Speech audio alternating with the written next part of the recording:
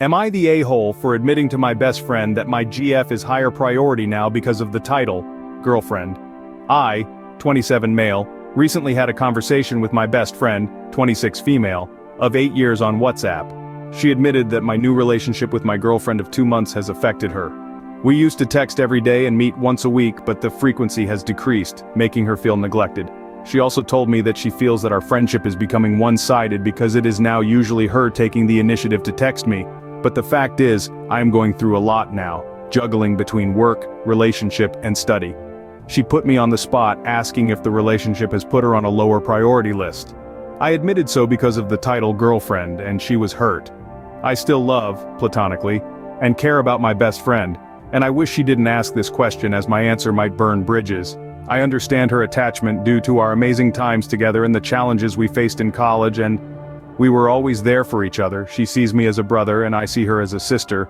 It seems she feels betrayed by my new relationship, and me admitting that my girlfriend is a higher priority has worsened the situation, as she has stopped texting me. I wouldn't have shared that if she hadn't asked. I feel that she may be overthinking about this friendship situation. Just because I prioritize my GF over her doesn't mean I don't care about her. I will always care about my dear friend. It will be a shame to lose my BFF like that, and I'll find a way to rekindle our friendship again. Am I the a-hole for admitting that my girlfriend is a higher priority than my best friend now? Am I the a-hole for asking my fiancé to sleep on the pull-out couch so my daughter could sleep in my bed?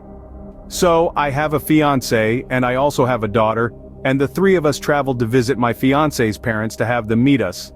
Last night we got a hotel for the last night before we drove home, and my fiancé and I were in the master bed and my daughter was in the pull-out couch bed in the next room. And shortly after we went to sleep, my daughter asked if she could sleep in my bed with me. My daughter is on the spectrum and has anxiety from previous trauma and has some trouble with being alone in unfamiliar places. So I said absolutely, and I initially offered to go sleep on the pull-out couch with her, but she said it was very uncomfortable and she needed to sleep on a real mattress. I asked my fiancé if she'd be willing to sleep on the pull-out couch for the night, and she seemed a little annoyed. I offered to get another room for us or to figure something else out, but she insisted it was okay.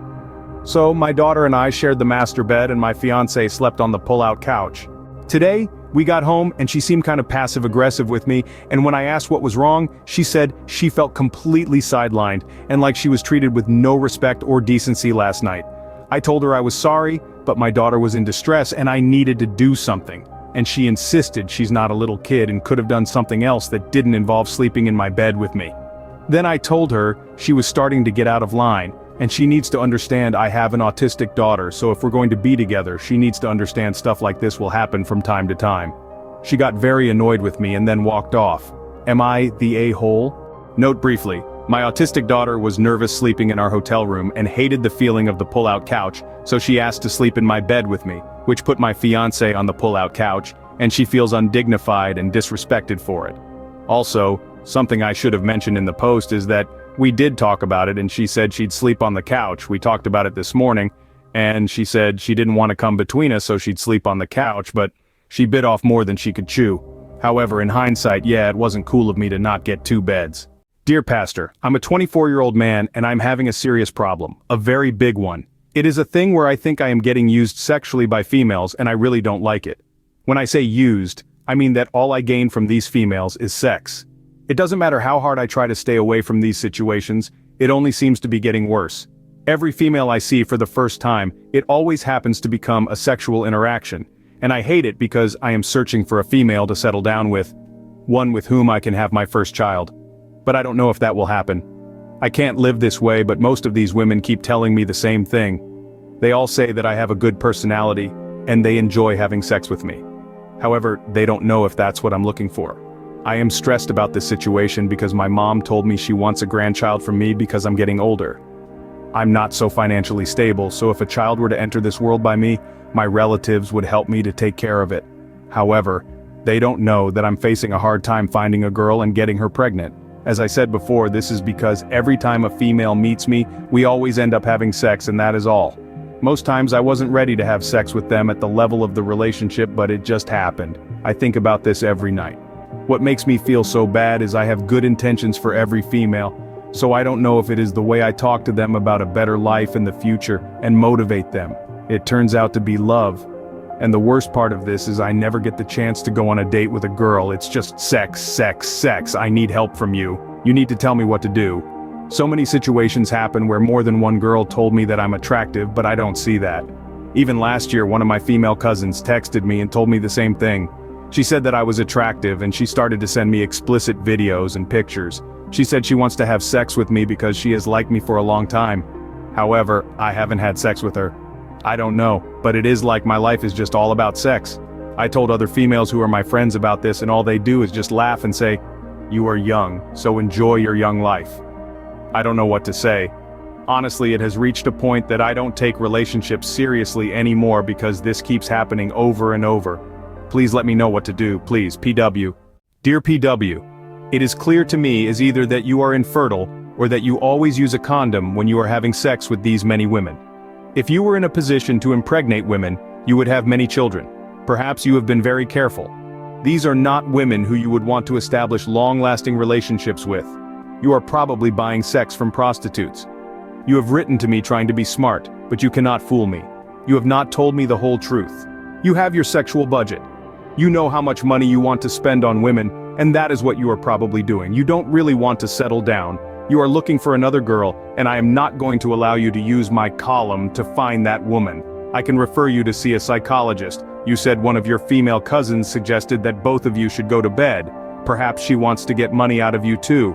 If you would love for me to send you the name and address of a psychologist, please contact me at 876-877-1009. Right now, however, I see you as a trickster. I will be willing to apologize to you if I am wrong. Pastor. Pretty sure my best friend cheated with my now ex-wife. Neither of them will admit it, but I am pretty sure they had sex many years ago. I have cut my ex-wife off, but that's due to our marriage dissolving for other reasons.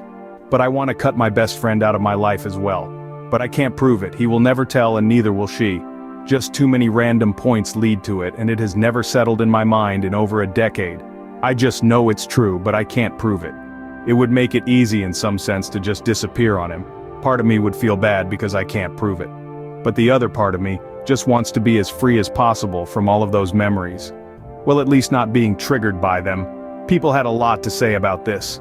First comment says, I waited forever to find the truth. I was gaslit for years. Once I proved it, all I could think of was how much time I wasted on looking for something I already knew. I promise your gut is almost never wrong. Someone else added, my best friend smashed my ex about a week after I dumped her. Then he was scared of me for like 6 months. When he finally called me to confess, I was like, good job bro, she's a real hottie. Now, had they smashed while I was her guy, I guess I would be pissed. The circumstances mean a lot though. Did they hook up while you two were broken up? Did they get intimate before you two were a unit? If they straight up got drunk and smashed while you were her dude, and he was your BFF, then yeah, be mad. If there were extenuating circumstances that need to be rolled out and explained, then just forget about it. Another person added, always trust your gut bro. It doesn't matter if you can't prove, you know it and that's enough. It's your life and only you should be in the driving seat. Well guys, thank you for watching. Please subscribe to the channel and catch you in the next one, love.